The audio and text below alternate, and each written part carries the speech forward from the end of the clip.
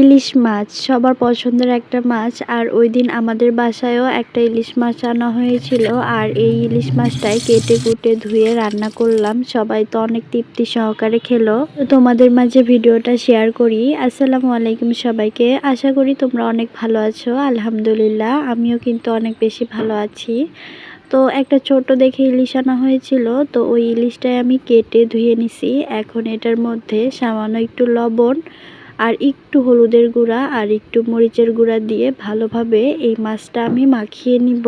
মাছটা আমি আলতো হাতে মাখিয়ে নিব, কারণ ইলিশ মাছটা কিন্তু নরম থাকে। ফেসবুকে সবার ভিডিও দেখতেছি, কেউ ইলিশ পোলাও করে, কেউ ইলিশ ভাপা, কেউ ইলিশ ভুনা, কত রকমের যে আইটেম, সর্ষে ইলিশ। তো আমার আবার এত কিছু খাইতে মন চায় নাই, আমার শুধু ইলিশ ভাজাটাই ভালো লাগে। আর তো সেই জন্যই এইখানে আমি ইলিশ মাছগুলোকে ভালোভাবে লবণ মরিচ হলুদের গুঁড়া দিয়ে মাখিয়ে নিচ্ছিলাম। যেহেতু ইলিশ মাছ সেজন্য কিন্তু একটু কম মশলাই দিয়েছি। মাছগুলো মাখা হয়ে গেলে এখন আমি চুলায় একটা কড়াই বসাই দিছি। আর কড়াই বসাই দিয়ে একটু পরিমাণে তেল দিয়ে দিছি। তেলটা দিয়ে আমি কিছুক্ষণ তেলটা ভালোভাবে গরম করে নিলাম। তেলটা গরম হয়ে গেলে এখন আমি এটার মধ্যে মাছগুলো দিয়ে দিব।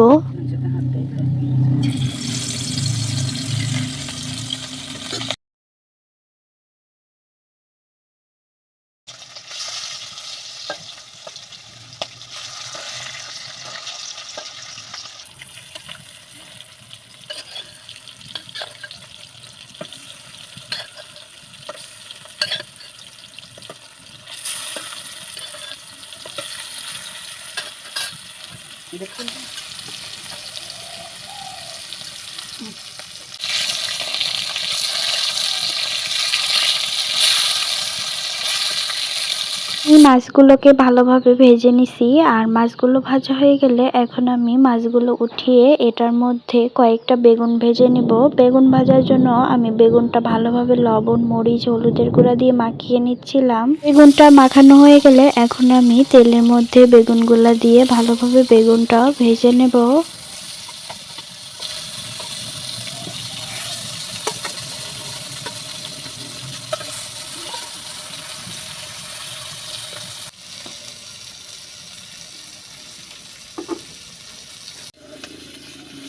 আমার কাছে তো ইলিশ ভাজাটাই বেশ ভালো লাগে। তোমাদের কার কার কাছে কেমন লাগে কমেন্ট করে কিন্তু জানাবা।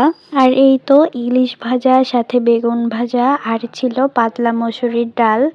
তো সেটা দিয়ে আজকের খাবারটা খেলাম, অনেক বেশি মজা ছিল। তো আজকের ভিডিওটি এই পর্যন্ত।